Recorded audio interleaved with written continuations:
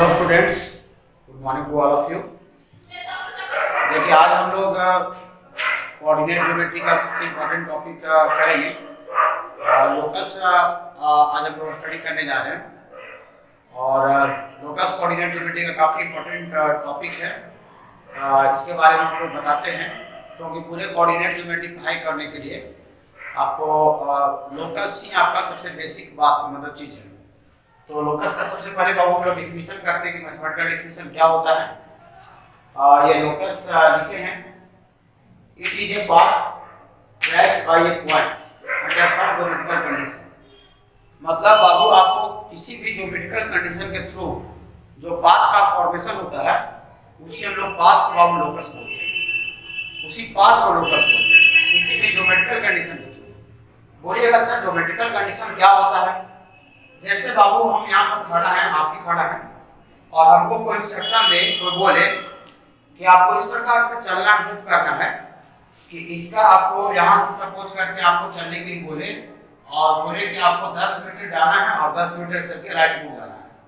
ये आपको geometrical condition दिया कि 10 मीटर चले और 10 मीटर चलने के बाद फिर राइट फिर मुड़ गए। ये आपको 10 मीटर चले और फिर राइट मुड़ गए, फिर आपको 10 मीटर चले और फिर राइट मुड़ गए और 10 मीटर चल के फिर राइट मुड़ गए। देखिए ये मतलब आपको जो ज्योमेट्रिकल कंडीशन जो बता रहा है, ये 10 मीटर चलने के बाद ये आपको राइट मुड़ जाना है, ये आपको कुछ इंस्ट्रक्शन दे रहा है।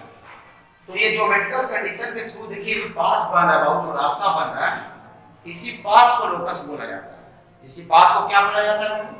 इसी पाथ को हम लोग लोकस बोलते हैं, लोकस। इसी पाथ को लोकस बोला जाता है।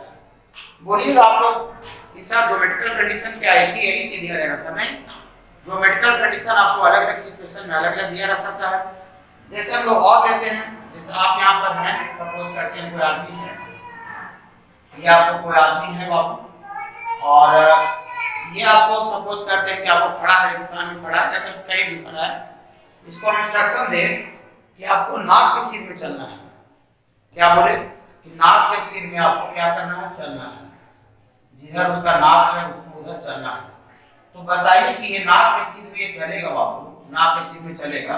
जैसे हम ही को बोले कि आपको नाक के सिर में चलना है, जिधर हम है इधर नाक है, इधर हमको चलना है, मूव करना है। तो हम नाक के सिर में चलेंगे, मूव करेंगे, जिससे देखिए कुछ रास्ता बनेगा और तो ये आपका रास्ता को क्या बोलेंगे बाबू? लोकस बोलेंगे। इस रास्ता को लोकस बोलेंगे। ये आपको पाथ आपको अलग आया और ये पाथ आपको देख रहे हैं कि जो रास्ता का डिजाइन है वो अलग है। इसका मतलब हम लोग ये समझ रहे हैं कि जैसे जैसे ज्योमेट्रिकल कंडीशन आपको बदलता जाएगा, चेंज करता जाएगा, वैसे वैसे ज्योमेट्रिकल पाथ जो है वो भी आपको अलग अलग आता जाएगा। लेकिन वो मैटर डिपेंड नहीं करता है कि ज्योमेट्रिकल कंडीशन क्या है। मतलब किसी भी ज्योमेट्रिकल कंडीशन के थ्रू जो रास्ता बन रहा है, जो पाथ का फॉर्मेशन हो रहा है, इसी पाथ को हम लोग लोकस बोलते हैं। ओके, जैसे और हमको एक और एग्जांपल देते हैं हम लोग, इसका अभी हम लोग और डिटेल्स बताएंगे। जैसे यहाँ पर मान लेते हैं कि पिलर है, पिलर फिक्स्ड पॉइंट, ये पिलर गाड़ा हुआ है, पिलर और ये पिलर है बाबू और यहाँ पर आप हैं, सपोज करते हैं यहाँ पर कोई आदमी खड़ा है, ये आपका मूविंग पॉइंट है। मूविंग पॉइंट मतलब ये पॉइंट आपको घूम रहा है, यही चल रहा है, किसी कंडीशन के थ्रू चल रहा है। इसको बोले कि ये बाबू आपको तुमको इस प्रकार से चलना है ताकि ये फिक्स्ड पॉइंट जो आपका पिलर है, पिलर फिक्स पॉइंट से ये जो दूरी है वो आपको कांस्टेंट रहना चाहिए। मतलब आप ही अपने ऊपर ले लीजिए कि हम यहाँ पर खड़ा है, फिक्स्ड है पिलर और यहाँ पर आपको कोई आदमी है, यहाँ से बोले कि यहाँ से यहाँ तक जो दूरी रहना चाहिए वो क्या रहना चाहिए? कांस्टेंट रहना चाहिए। तो ये मेरा कंडीशन को फॉलो करते हुए अगर ये आदमी चलेगा, घूमेगा, तो इस तरह का पाथ बनेगा। देखिए इस तरह का गोलाकार पाथ बनेगा, सर्कुलर। यहाँ से आपको भी आदमी आएगा, यहाँ से भी दूरी आ रहेगा, यहाँ से भी दूरी आ रहेगा, यहाँ से भी ये दूरी आ रहेगा, यहाँ से भी दूरी आ रहेगा। मतलब ये पॉइंट भी कहीं भी इस पाथ पर घूम के जाएगा, इसका जो पिलर से इसका जो दूरी था वो आपको ऑलवेज कांस्टेंट आपको आएगा, ऑलवेज कांस्टेंट आएगा और ये आपको कांस्टेंट है, ये कांस्टेंट है। तो बताइए यहाँ भी ज्योमेट्रिकल कंडीशन के थ्रू जो रास्ता बन रहा है, इस रास्ता को नो डॉट हम लोग लोकस बोलेंगे, लेकिन इसको पार्टिकुलर केस में हम लोग इस लोकस को हम लोग सर्किल बोलते हैं। सब लोकस, ये देखिए ये पाथ लोकस, ये पाथ लोकस, ये पाथ लोकस है, सारा पाथ लोकस है। लेकिन आपको जैसे जैसे आपका वो रास्ता चेंज होता जाएगा बाबू, वैसे वैसे इस लोकस पाथ का नाम भी क्या होता जाएगा? चेंज होता जाएगा। जैसे हम लोग ये सपोज करते हैं कि सारे हम लोग आदमी हैं, लेकिन जैसे जैसे रंग रूप बदलता है वैसे वैसे उस आदमी का नाम भी बदल जाता है। किसी का नाम रमेश होता है, किसी का नाम मुकेश होता है, रवि होता है, सेम चीज है। ये भी आपका रास्ता है, ये भी रास्ता है, ये भी रास्ता है, पाथ। ये सारा का सारा पाथ जो है वो सारा का सारा लोकस है। लेकिन इस सिचुएशन में इस पाथ को नाम हम लोग स्क्वायर बोलेंगे। ये सीधा आपको चल रहा है तो इस केस में हम लोग इसको स्ट्रेट लाइन बोल सकते हैं, स्ट्रेट लाइन बोल सकते हैं। इसमें आपका सर्कुलर पाथ बन रहा है, गोल पाथ बन रहा है, जिस सर्कुलर पाथ को हम लोग सर्किल बोलते हैं।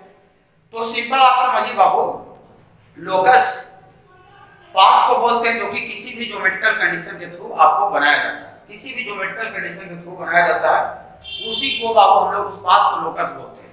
अब आप लोग एक क्वेश्चन पूछिएगा कि सर लोकस का इतना इंपॉर्टेंस क्यों है पूरे कोऑर्डिनेट या फिर पूरे होल मैथमेटिक्स में हम बोल सकते हैं, लोकस का इतना इंपॉर्टेंस क्यों है? देखिए ये तो आपका पाथ हुआ बाबू, पाथ कर्व पर, ये मतलब पाथ हुआ रास्ता, कर्व। इस कर्व सपोज करते हैं इस कर्व का आपको इक्वेशन लाना है, सपोज करते हैं कि इस कर्व का आपको क्या लाना है, इक्वेशन। पूछिएगा आप लोग कि कर्व का इक्वेशन ये क्या होता है सर, कर्व का इक्वेशन। जैसे हम लोग इसके प्रीवियस चैप्टर पढ़े, जैसे आपका क्वाड्रेटिक, ये आपको कर्व है क्वाड्रेटिक इक्वेशन का, ये आपको कर्व होता है और इसका इक्वेशन बाबू हम लोग पढ़े थे, जानते हैं कि ax² + bx + c = 0 होता है। ये कर्व है और ये इसका इक्वेशन है। ये कर्व मतलब इसका फिगर है। देखिए हम लोग बाबू ये कर्व है बाबू, कर्व का फिगर होता है, ग्राफ होता है। इस कर्व का ये इक्वेशन है, इसके बारे में हम लोग जानते हैं पहले से, ऑलरेडी क्वाड्रेटिक में पढ़ाई कर चुके हैं कि एक क्वाड्रेटिक का ग्राफ बना हुआ है और ये इसका इक्वेशन है। तो पूरे होल मैथमेटिक्स में अगर किसी भी कर्व का आपको अगर इक्वेशन लाना है, किसी भी कर्व का, एनी कर्व, सर्किल हो, पैराबोला हो, इलिप्स हो, हाइपरबोला हो, किसी भी कर्व पर आपको अगर किसी भी कर्व का आपको इक्वेशन लाना है, ये कर्व है और ये इसका इक्वेशन लाना है, तो लॉजिक ये है उस कर्व पर लाई करता होगा, उस कर्व पर लाई करते हुए किसी एक पॉइंट पर आप लोकस निकाल देते हैं। मतलब पूरे होल मैथमेटिक्स के लिए काफी इंपॉर्टेंट है कि आपको कोई भी कर्व का, आपको किसी भी कर्व का आपको अगर इक्वेशन लाना है तो उस कर्व पर लाई करते हुए किसी एक पॉइंट का क्या निकालना पड़ेगा बाबू, लोकस निकालना पड़ेगा। हम ये अभी आपको नहीं बताया कि लोकस कैसे निकालते हैं, लोकस कैसे निकालते हैं हम ये अभी नहीं बोले, बस हम ये बोल रहे हैं कि आपको किसी भी कर्व का आपको अगर मैथमेटिक्स में इक्वेशन लाना है तो उस कर्व पर लाई करते हुए किसी एक पॉइंट का लोकस निकालना पड़ता है, लोकस। अब हम लोग ये जानने जा रहे हैं कि हम लोग किसी भी पॉइंट का लोकस कैसे निकालते हैं। हम तो ये बोले कि किसी भी कर्व का आपको अगर इक्वेशन लाना है तो उस कर्व पर लाई करते हुए किसी एक पॉइंट का लोकस निकालते हैं। लेकिन अभी हम लोग ये जानने जा रहे हैं कि किसी भी पॉइंट का लोकस कैसे निकालते हैं। ये अभी हम रहे थे, बोले बताया आपको कि किसी भी ज्योमेट्रिकल कंडीशन के थ्रू जो पाथ का फॉर्मेशन होता है, जो रास्ता का निर्माण होता है, उस रास्ता को लोकस बोलते हैं। और अभी हम ये बोल रहे थे कि अगर मैथमेटिक्स को, होल मैथमेटिक्स में अगर किसी भी कर्व का आपको अगर इक्वेशन निकालना है, किसी भी कर्व मतलब फिगर का आपको इक्वेशन अगर निकालना है, पर लाई करता हुआ किसी एक पॉइंट का आप लोग लोकस निकाल देते हैं। मतलब किसी भी कर्व का आपको अगर इक्वेशन निकालना है तो उस कर्व पर लाई करते हुए किसी एक पॉइंट का क्या निकाल देते हैं बाबू, लोकस। अब हम यहाँ पर टॉपिक ये लिखे हैं कि how to find the locus of a point. हम तो सिर्फ अभी बोले कि किसी भी पॉइंट का लोकस निकाल देते हैं, लेकिन ये आपको नहीं बताया कि लोकस कैसे निकालते हैं, ये तो बताया नहीं। तो अभी हम बताने जा रहे हैं कि हम लोग किसी भी पॉइंट का लोकस कैसे निकालते हैं, how to find the locus of a point. What number point लिखा हुआ है, a point which locus will be finded should be taken as alpha comma beta. माने जिस पॉइंट का लोकस आपको निकालना है उस पॉइंट को हम लोग अल्फा कॉमा बीटा मानेंगे। फर्स्ट स्टेप, जिस पॉइंट का लोकस निकालना है उस पॉइंट को अल्फा बीटा मानते, जो कि अल्फा बीटा जो पॉइंट होगा उस कर्व पर आपको कहीं पर भी हो सकता है, उस कर्व पर जिस कर्व का हम लोग इक्वेशन निकाल रहे हैं उस कर्व पर कहीं पर भी हो सकता है alpha comma beta. Okay, second number point लिखिए बाबू, find the relation between alpha comma beta and given fixed constant of the quantity. Find the relation between alpha beta and given fixed constant or the quantity। मतलब हम लोग by geometrical condition, मतलब geometrical condition से हम लोग, जो geometrical condition आपको question में दिया हुआ रहेगा उस ज्योमेट्रिकल कंडीशन के थ्रू हम लोग अल्फा बीटा और कांस्टेंट उसमें जो इन्वॉल्व रहेगा, जो फिक्स पहले से जो कांस्टेंट रहेगा, अल्फा बीटा और कांस्टेंट में रिलेशन निकालेंगे। रिलेशन निकालने के लिए आपको कुछ नहीं करना है, जो ज्योमेट्रिकल कंडीशन जो गिवन रहेगा वो पहले से आपको पता रहेगा, वही आपको ज्योमेट्रिकल कंडीशन के थ्रू अल्फा बीटा और कांस्टेंट के बीच में क्या निकाल देंगे बाबू, रिलेशन निकाल देंगे, रिलेशन निकाल देंगे। जैसे अल्फा बीटा और कांस्टेंट के बीच में रिलेशन आया, हम समझ जाएंगे कि पॉइंट पी का लोकस आ गया। बोली वाह सर, तो लोकस आने से क्या हुआ, किसी पॉइंट का लोकस आ गया, इसका मतलब उस कर्व का इक्वेशन आ गया। देखिए, find the relation between alpha beta and given fixed constant और the quantity by geometrical condition. और सबसे लास्ट स्टेप हम लोग क्या करते हैं बाबू, उसमें अल्फा बीटा को बाबू हम लोग x, y से रिप्लेस करते हैं। माने सबसे लास्ट x, y से इसलिए रिप्लेस करते हैं बाबू, क्योंकि हम लोग यहाँ पर 2 डायमेंशनल ज्योमेट्री पढ़ रहे हैं, और 2 डायमेंशनल ज्योमेट्री में जितना भी किसी भी कर्व का जो इक्वेशन आपको पढ़ना है, बात करना है पॉइंट का, वो आपको x, y प्लेन में बात करना है। इसीलिए आपको हम लोग अल्फा बीटा को किससे रिप्लेस कर देंगे बाबू, x, y से, to get the locus of a point, उस पॉइंट का लोकस लाने के लिए, प्राप्त करने के लिए। और लास्ट स्टेप लिखे बाबू, the locus of the point is called equation of the curve. ये काफी बड़ा पॉइंट है, किसी पॉइंट का लोकस को ही कहा जाता है बाबू, उस कर्व का इक्वेशन कहा जाता है। मतलब किसी भी पॉइंट का आपको अगर लोकस आ गया, हम समझ जाएंगे कि उस पॉइंट का, सॉरी, किसी पॉइंट का लोकस आ गया, इसका मतलब उस कर्व का इक्वेशन आ गया। कर्व में कुछ भी हो सकता है, सर्किल हो सकता है, पैराबोला हो सकता है, एलिप्स हो सकता है, हाइपरबोला हो सकता है। इसमें एक पॉइंट और है, इसके बाद हम लोग थोड़ा सा इसमें एक छोटा सा एग्जांपल आपको आगे बताते हैं कि लोकस कैसे निकालते हैं। इसके बाद हम लोग एक और जो पॉइंट है वो हम लोग करेंगे। इसमें टोटल 3 पॉइंट है, 2 पॉइंट हम लोग अभी सीखे, जाने कि किसी पॉइंट का, जिस पॉइंट का लोकस निकालना है, उस पॉइंट को हम लोग अल्फा बीटा मान लेते हैं। और अल्फा बीटा और जो कांस्टेंट पहले से क्वेश्चन में जो इन्वॉल्व रहेगा, कांस्टेंट या जिस क्वांटिटी के पहले दा लगा हुआ रहेगा, उसको हम लोग कांस्टेंट समझेंगे।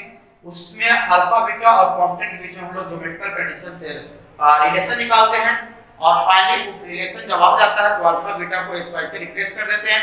और किसी पॉइंट का लोकस आ जाने का मतलब होता है उस कर्व का आपको इक्वेशन आ गया।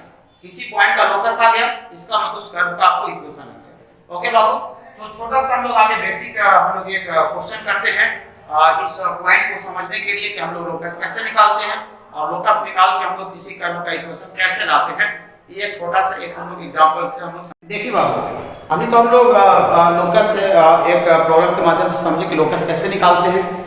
लेकिन बहुत सारा प्रॉब्लम आपको ऐसा होता है ना, जिसमें आपको कोई पैरामीटर या फिर उसी को वेरिएबल बोलते हैं, वो आपको इन्वॉल्व रहेगा।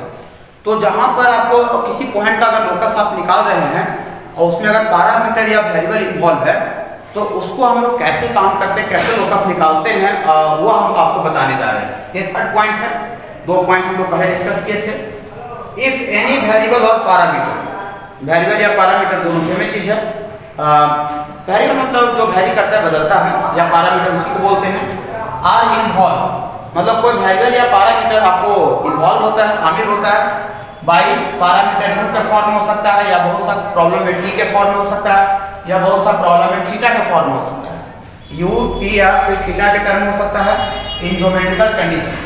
मतलब आप ज्योमेट्रिकल कंडीशन आप जो अप्लाई कर रहे हैं, उसमें बहुत सा प्रॉब्लम में आपको वेरिएबल आपको यू आ रहा है, या फिर थीटा आ रहा है, या फिर आपको टी आ रहा है।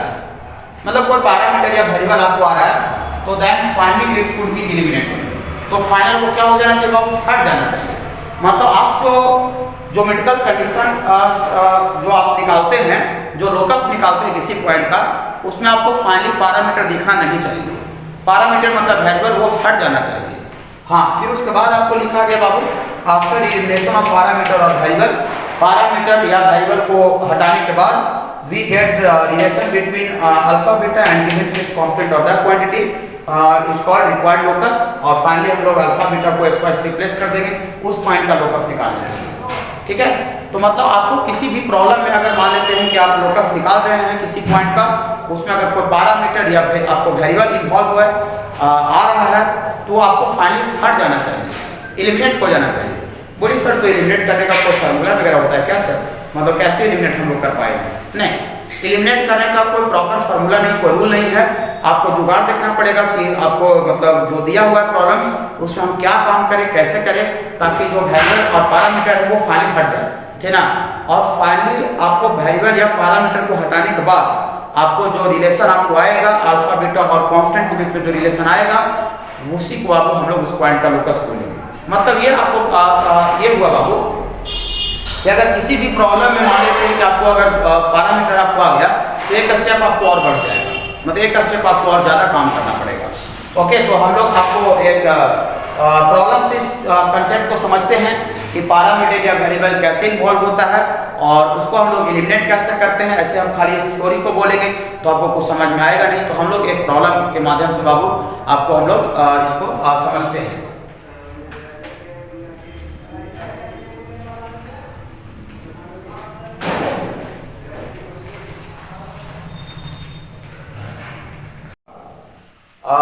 यहाँ पर एक छोटा सा एग्जांपल ली, बहु find the equation of circle. Circle का आपको इक्वेशन निकालना है। सेंटर उसका बाबू a, b दिया हुआ है, उसका रेडियस क्या दिया बाबू r दिया हुआ है। तो सर्कल का अभी बाबू हम आपको थोड़ा देर पहले आपको हम बता रहे थे कि सर्कल का फॉर्मेशन कैसे होता है। सर्कल बाबू ये आपका पाथ है बाबू, इस पाथ को हम लोग सर्कल बोलते हैं।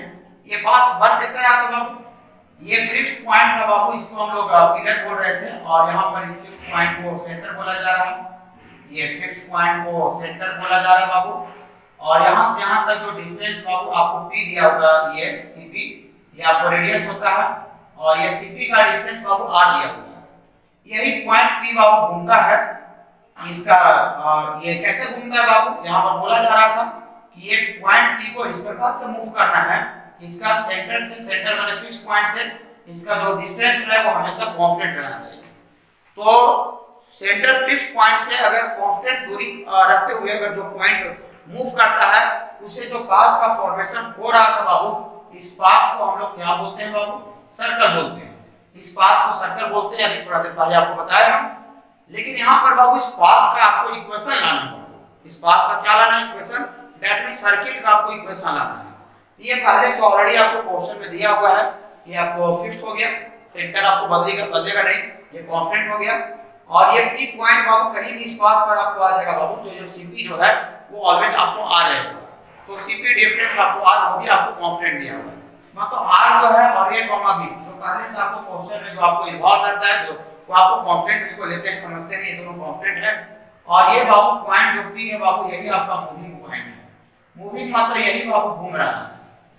हाँ, अगर नहीं घूमेगा बाबू तो रास्ता बनेगा नहीं। मूविंग पॉइंट घूमता है तभी रास्ता का निर्माण होता है, उसी रास्ता को लोकस बोलते हैं, ऑलरेडी पहले आपको बताया हम।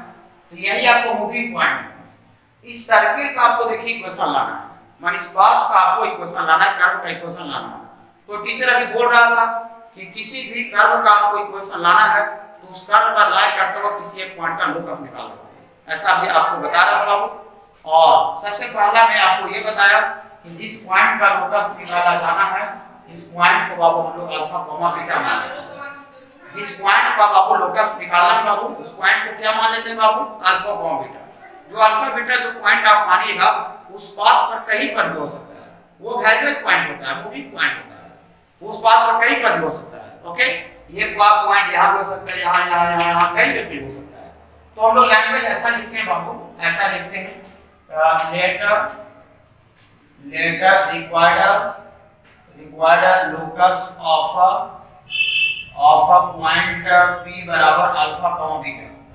अब जिस पॉइंट का लोकस निकालना उसको तो हम अल्फा बीटा मान लिए।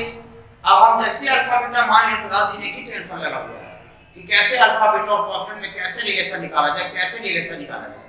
तो आपको कुछ नहीं सोचना है, आपको कुछ नहीं समझना है, आपको जो ज्योमेट्रिकल कंडीशन जो इन्वॉल्व रहेगा, जो दिया रहेगा, वो पहले से आपको पता रहेगा कि किस तरह से आपको रास्ता बन रहा है।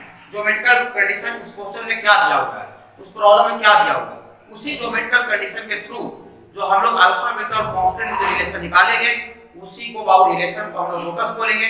और जैसे रिलेशन आया समझिए पॉइंट p का लोकस आ गया, लोकस आने के बाद उसका इक्वेशन आ जाना। देखिए यहाँ पर अकॉर्डिंग टू क्वेश्चन क्या दिया बाबू, ये जो सर्किल का जो डिफाइन किया था डेफिनेशन, इसमें बोल रहा था कि नहीं कि cp जो दूरी है वो r है, नहीं ये p पॉइंट कहीं भी घूम के चला जाए तो cp जो दूरी है वो r रहेगा, ऐसा पहले से आपको हमको पता था सना। इसी कंडीशन से जो रास्ता बढ़ रहा था, इसी पाथ को हम लोग सर्किल बोल रहे थे। ये ज्योमेट्रिकल कंडीशन पहले से ऑलरेडी इन्वॉल्व है, इन्हें क्या हम अपना मान से नहीं लिखेंगे, पहले से गिवन रहेगा। तो ये cp दूरी बाबू r हो गया। अब cp डिस्टेंस बाबू हम लोग डिस्टेंस फार्मूला ऑलरेडी आपको पढ़ाया हुआ है, जानते हैं आप लोग। तो डिस्टेंस फार्मूला यहाँ पर लगाएंगे बाबू, तो अल्फा माइनस a का स्क्वायर और प्लस बीटा माइनस b का स्क्वायर बराबर r हो गया। देखिए बुरी बात सर, ऐसा करने से क्या हो गया सर? ऐसा करने से अल्फा बीटा आया बाबू, आर कांस्टेंट था वो आपको आया बाबू, ए और बी भी कांस्टेंट था, सेंटर वो भी आया बाबू, बीच में इक्वल भी आ गया। इसका मतलब हमको ये समझ में आया कि अल्फा बीटा जो वेरिएबल पॉइंट था और ए और बी जो कांस्टेंट था जो आर था, उसके बीच में आपको रिलेशन आ गया। रिलेशन आ गया, लेकिन बाबू ये रिलेशन थोड़ा सा अटपटा टाइप का, बेकार भद्दा टाइप का लग रहा है देखने में। हम लोग इसको खूबसूरत बना लेते हैं। पूरी सब खूबसूरत कैसे बनाएंगे सर? खूबसूरत बनाने का मतलब ये होगा कि अगर उसमें रूट वगैरह रहेगा तो उसको हम लोग हटा करके लिखेंगे। ओके, तो इसमें देखिए रूट है तो थोड़ा सा बेकार टाइप का लग रहा है, तो इसमें रूट हटाने के लिए हम लोग बाबू स्क्वायरिंग कर देते हैं ताकि अच्छा लगे, खूबसूरत लगे। देखिए इसको बाबू हम लोग स्क्वायरिंग कर देते हैं बाबू, squaring on both sides, squaring on both sides. तो स्क्वायरिंग करेंगे बाबू तो आपको ऐसा आ जाएगा बाबू, अल्फा प्लस ए का स्क्वायर और प्लस बीटा माइनस बी का square equal to R square. Relation आ गया बाबू, रिलेशन आ गया। लेकिन सबसे लास्ट स्टेप में आपको टीचर बोला, अभी बोल रहा था, बता रहे थे कि जो रिलेशन आपको आता है उसमें लास्ट स्टेप में अल्फा बीटा को बाबू x, y से रिप्लेस कर देना है। तो लास्ट में बाबू फॉर लोकस के लिए ये अल्फा बीटा को बाबू हम लोग x, y से रिप्लेस कर देंगे, और इसमें रिप्लेस जब करेंगे बाबू तो आपको ऐसा आ जाएगा x माइनस a का स्क्वायर और y माइनस b का स्क्वायर इक्वल टू बाबू r स्क्वायर आ जाएगा। बोली बात सर, तो इससे क्या फायदा होगा सर? क्या फायदा होगा? आप अल्फा बीटा और कांस्टेंट में रिलेशन निकाल दो, इससे क्या होगा सर? अल्फा बीटा और कांस्टेंट में रिलेशन आ गया, इसका मतलब ये पॉइंट जो p था वेरिएबल पॉइंट, उसका लोकस आ गया, और लोकस आ गया मतलब उस कर्व का इक्वेशन आ गया। और यहाँ पर इस कर्व का जो नाम था बाबू वो सर्किल था, मतलब यहाँ पर हमको ये जो आया है बाबू, it is equation of circle है, it is equation of circle. तो आप इससे समझ में आ रहा होगा बाबू कि लोकस कितना ज्यादा इंपॉर्टेंट है। कि मैथमेटिक्स में हम लोग किसी भी कर्व का इक्वेशन लाना है, पैराबोला का इक्वेशन लाएंगे, एलिप्स का इक्वेशन लाएंगे, हाइपरबोला का इक्वेशन लाएंगे, स्ट्रेट लाइन के जितना भी टोटल फॉर्म होता है वो सारा का सारा इक्वेशन लाएंगे। हम लोग नेक्स्ट आपको 12th में पढ़ाई करेंगे 3 डायमेंशन ज्योमेट्री, वहां प्लेन का इक्वेशन लाएंगे। फिर और स्ट्रेट लाइन वहां पढ़ना है 3 डायमेंशन ज्योमेट्री में, वहां पर भी हम लोग स्ट्रेट लाइन के इक्वेशन लाएंगे।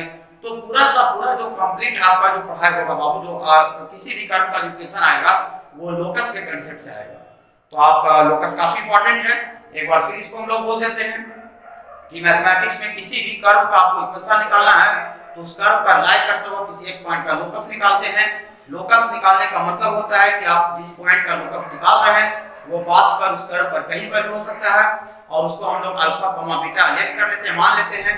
और जो ज्योमेट्रिकल कंडीशन पहले से क्वेश्चन में इन्वॉल्व रहता है, आपको कुछ नहीं करना है, टेंशन आपको है ही नहीं है। जो ज्योमेट्रिकल कंडीशन जो क्वेश्चन में इन्वॉल्व पहले से रहता है, तो ज्योमेट्रिकल कंडीशन के थ्रू अल्फा बीटा और कांस्टेंट के बीच में जो रिलेशन निकालते हैं, उसी रिलेशन को बाबू हम लोग उस पॉइंट का लोकस बोलते हैं।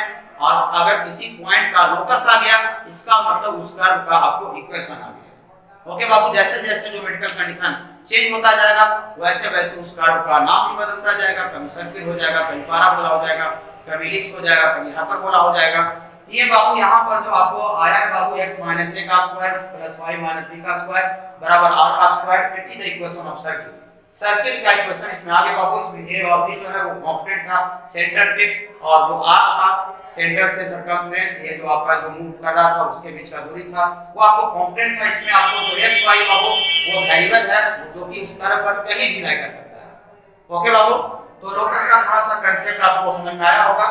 लोकस में एक पॉइंट आपको और अभी पढ़ना है बाबू, जो कि आपको पैरामीटर वेरिएबल से रिलेटेड है। देखिए बाबू, एक हम लोग प्रॉब्लम के माध्यम से समझते हैं पैरामीटर का जो कांसेप्ट अभी आपको हम बताया है कि पैरामीटर को कैसे रिलेट करते हैं, पैरामीटर कैसे इन्वॉल्व होता है ज्योमेट्रिकल कंडीशन में। चलिए देखिए, इफ a का कोऑर्डिनेट आपको दिया बाबू cos थीटा, sin थीटा, और पॉइंट b का कोऑर्डिनेट दिया बाबू sin थीटा, cos थीटा, और c का कोऑर्डिनेट आपको दिया बाबू 1, 2 आधा vertices of A triangle ABC। मतलब वो जो तीनों पॉइंट आपको दिया वो ट्रायंगल ABC है, उसका वर्टिसेस है, ठीक ना। तो find the locus of the centroid, उसका सेंट्रॉइड का बाबू लोकस आपको बताना है। ट्रायंगल का सेंट्रॉइड का लोकस निकालना है, और यहाँ पर आपको लिख दिया गया है कि थीटा वैरीज। थीटा वैरीज करने का मतलब ये हुआ कि थीटा आपको वैरी कर रहा है, थीटा वेरिएबल हो गया, थीटा पैरामीटर हो गया। अगर ये क्वेश्चन में ना भी लिखता कि थीटा वेरिएबल है, पैरामीटर है, उसके बावजूद भी हम लोग थीटा को वेरिएबल या पैरामीटर समझते, ऐसा तो नहीं कि थीटा इज अपर 43 समझ लेता 60, ऐसा तो नहीं है। मतलब थीटा रहेगा तो थीटा ना भी लिखता तो हम लोग उसको वेरिएबल या पैरामीटर भी उसको हम लोग समझते। ओके, देखिए इस क्वेश्चन को बनाने का तरीका क्या है कि सबसे पहले आप यहाँ पर एक ट्रायंगल आप ड्रॉ कीजिए। इसका एबीसी आपका ट्रायंगल का वर्टेक्स है और यहाँ पर ए का कोऑर्डिनेट आपको दिया बाबू और बी का भी कोऑर्डिनेट है और सी का कोऑर्डिनेट आपको 1,2 दिया। ओके, आप एक बच्चा बहुत सा इसमें सेंट्रॉइड का लोकस पूछा जा रहा है, तो आप लोग में से बहुत सारे स्टूडेंट सोच रहे होंगे कि सर लोकस तो वेरिएबल पॉइंट का निकलता है सर, जो मूविंग पॉइंट होता है उसका लोकस निकलता है सर, तो किसी भी ट्रायंगल का सेंट्रॉइड तो कांस्टेंट होता है, तो फिर यहाँ सेंट्रॉइड का लोकस कैसे पूछ रहा है सर? आपको ऐसा कुछ समझ में आ रहा हो, डॉट हो रहा होगा। देखिए हाँ, ट्रायंगल का सेंट्रॉइड नो डाउट कांस्टेंट होता है, लेकिन यहाँ पर बाबू क्या है ना, जो ट्रायंगल दिया हुआ है इसका जो वर्टेक्स ए है बाबू ये cos थीटा sin थीटा के टर्म में, मतलब जो वर्टेक्स ए है वो वेरिएबल पॉइंट है और जो वर्टेक्स बी भी है बाबू वो भी आपको आल्सो वेरिएबल है। सिर्फ सी आपको कांस्टेंट दिया, फिक्स दिया हुआ है। तो आप हल्का सोचिए बाबू, ऐसे हम इसको रफली फिगर बनाते हैं। जैसे मान लेते हैं ट्रायंगल यहाँ पर है बना 1,2, इसका वर्टेक्स सी फिक्स है और ए और बी बाबू वेरी कर रहा है, तो कभी ए और बी यहाँ पर भी आ गया तो ट्रायंगल ऐसा बनेगा, तो सेंट्रॉइड कभी यहाँ आ जाएगा, कभी बाबू ए और बी यहाँ आ गया तो और ट्रायंगल ऐसा बनेगा, तो सेंट्रॉइड यहाँ को यहाँ आ जाएगा, कभी और ए और बी आपको यहाँ आ गया तो ट्रायंगल इस तरह का बनेगा, सेंट्रॉइड दूसरी जगह चला जाएगा। तो आप बताइए बाबू कि पॉइंट ए और बी जब वेरी करेगा तो ट्रायंगल भी आपको वेरी करेगा, कारण उसका दो जो वर्टेक्स वो चेंज हो रहा है, तो दो वर्टेक्स चेंज हो रहा है तो उसका आपका जो ट्रायंगल वो भी आपको वेरी कर रहा है, तो ट्रायंगल वेरी करेगा तो उस ट्रायंगल का अलग अलग आपका जो वेरी करेगा तो जो सेंट्रॉइड है वो भी तो अलग अलग जगह पर जाएगा। तो सेंट्रॉइड आपको जो जो जगह पर जाएगा, जिस पॉइंट पर आपको चलेगा उस पॉइंट को आप सारे पॉइंट को मिलाइएगा तो उससे जो पाथ बनेगा, उससे जो कर्व बनेगा, उसी का आपको कर्व का इक्वेशन निकालना है। मैंने सेंट्रॉइड का लोकस निकालना है, मतलब सेंट्रॉइड जिस रास्ता पर चलेगा ट्रायंगल को वेरी करने के बाद उस रास्ता उस पाथ का हमको इक्वेशन लाना है। ओके बाबू, तो आप समझ रहे होंगे कि यहाँ पर आपका ट्रायंगल का सेंट्रॉइड क्यों वेरिएबल है और सेंट्रॉइड वेरिएबल है तो उसका लोकस निकालना है आपको, क्योंकि आपका सेंट्रॉइड वेरी कर रहा है तो जो पॉइंट वेरी करता है, जो पॉइंट मूव करता है उसका लोकस निकलता है। ओके, देखिए तो हम लोग कंसेप्ट अभी ज्यादा तो प्रॉब्लम हुआ नहीं है, आपको कंसेप्ट हम बताएं कि जिस पॉइंट का लोकस निकाला जाना है उस पॉइंट को taken as alpha comma beta, उसको हम लोग अल्फा कोमा बीटा लेट कर लेते हैं। ये लिखते हैं बाबू इसका language later required locus of centroid, required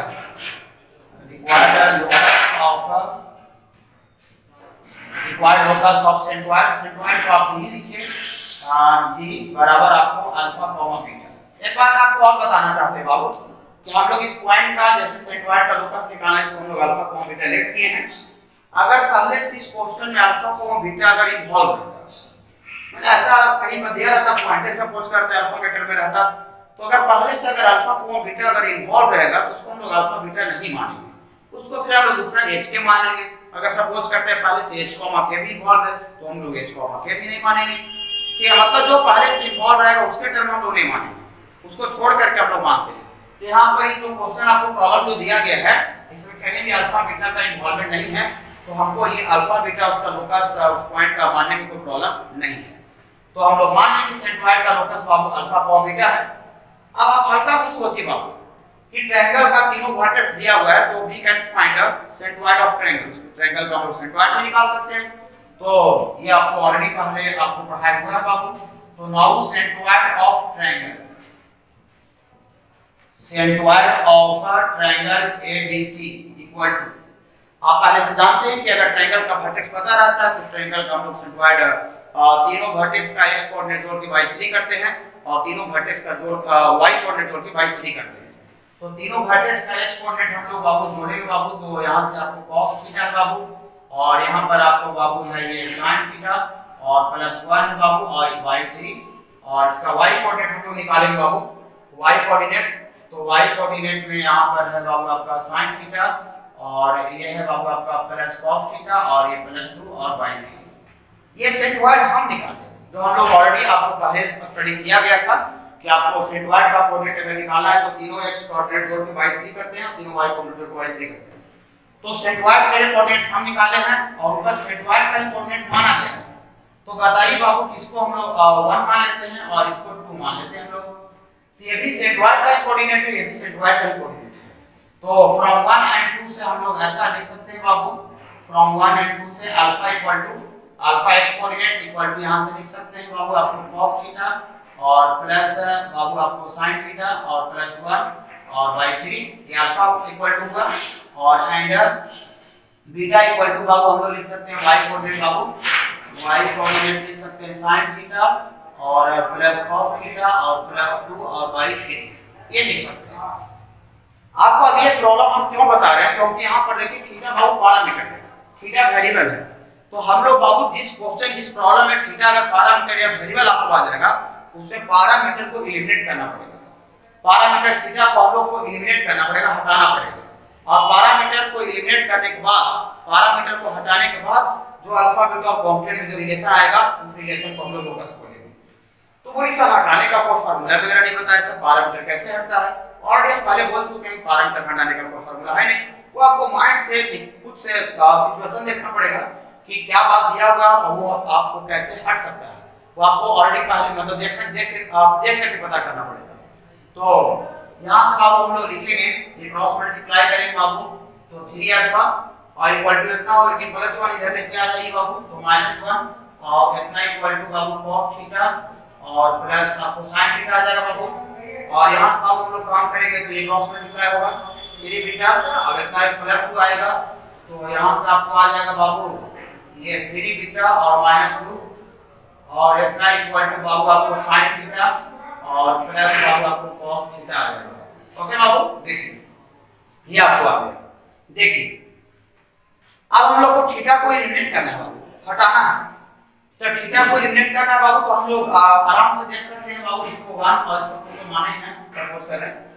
तो आप 1 एंड 2 से क्या देख रहे हैं कि ये cos theta plus sin theta ये भी है और cos theta plus sin theta ये भी है। तो फ्रॉम 1 एंड 2 से ये दोनों का राइट पोर्शन बराबर है बाबू, तो लेफ्ट पोर्शन भी आपको बराबर होना चाहिए। पूरी सर हर बार ऐसे ही लिमिट करेंगे क्या सर? नहीं, हर बार ऐसे लिमिट नहीं करते हैं हम लोग बाबू। सिचुएशन देखना पड़ेगा, बहुत जगह पर स्क्वायर करके जोड़ना रहेगा, घटाना रहेगा, लेकिन यहाँ पर हम लोग जो देख रहे हैं इसमें देख रहे हैं cos theta plus sin theta और ये भी आपको also cos theta plus sin theta बाबू। तो फ्रॉम 1 एंड 2 से हम लोग ऐसा लिख सकते हैं, फ्रॉम 1 एंड 2 से राइट पोर्शन बराबर है बाबू, तो इसका लेफ्ट पोर्शन बराबर होगा -1 और इसका बराबर होगा बाबू 3 बीटा और -2। ऐसा राइट बराबर है बाबू, लेफ्ट बराबर कर दिए। अब इसमें हम लोग क्या देख रहे हैं, कह रहे अल्फा बीटा और 1 2 सब कांस्टेंट है, अल्फा बीटा कांस्टेंट रिलेशन आ गया। अच्छा, और ये बताइए कि आप ये जो रिलेशन निकला है इसमें कहीं थीटा दिख नहीं रहा, माने थीटा बाबू एलिमिनेट हो चुका है। तो अब थर्ड पॉइंट यही आपको समझाना चाह रहे थे कि आपको बाबू किसी प्रॉब्लम्स में अगर आपको लोकस निकाल रहे हैं उसमें आपको अगर पैरामीटर अगर दिखता है तो फाइनली वो पैरामीटर को हटा देना है। अब ये रिलेशन तो आ गया, लेकिन इसको थोड़ा सा हम इसको और अच्छा अरेंज करके लिख देते हैं बाबू, और इधर आ जाएगा, इधर आ जाएगा, तो ये +1 बराबर 0। और सबसे लास्ट लाइन में बाबू हम लोग लिखते हैं बाबू फॉर लोकस के लिए बाबू, ये अल्फा बीटा को बाबू हम लोग x को y से रिप्लेस करते हैं, तो यहाँ से बाबू 3x और -3y और +1 = 0। ये बाबू आपको पाथ आ गया। और अगर इस पाथ का नाम पूछेगा तो पूछेगा तो ये x और y में लीनियर है, तो ये आपका इक्वेशन है बाबू, ये स्ट्रेट लाइन का इक्वेशन है बाबू। मतलब कि आपको a और b पॉइंट को वेरी करने के बाद जो मतलब जो सेंटरॉइड जो चलेगा बाबू, सेंटरॉइड जिस पाथ पर चलेगा वो पाथ बाबू आपका स्ट्रेट लाइन होगा। ओके, तो आप थर्ड पॉइंट को हमको लगता है कि क्लियर हो गया होगा कि जिस प्रॉब्लम में आपको अगर पैरामीटर है तो पैरामीटर को उसमें आप एलिमिनेट कर दीजिए, और पैरामीटर को एलिमिनेट करने के बाद जो अल्फा बीटा और कांस्टेंट में जो रिलेशन आता है उसी रिलेशन को बाबू हम लोग उस पॉइंट का लोकस बोलते हैं। और लोकस आना का मतलब होता है उस कर्व का आपको इक्वेशन आ जाना। मतलब यहाँ सेंटरॉइड जिस रास्ता पर चल रहा है उस रास्ता का आपको इक्वेशन आ चुका है, और ये जो पाथ है उसका नाम आपको स्ट्रेट लाइन है, क्योंकि x और y का ये लीनियर इक्वेशन है, x y लीनियर है। तो लोकस का बाबू यही कांसेप्ट है, बाकी आपको प्रॉब्लम्स और आपको डिस्कस करना है, लेकिन बेसिक कांसेप्ट आपको यही है। Okay, thanks.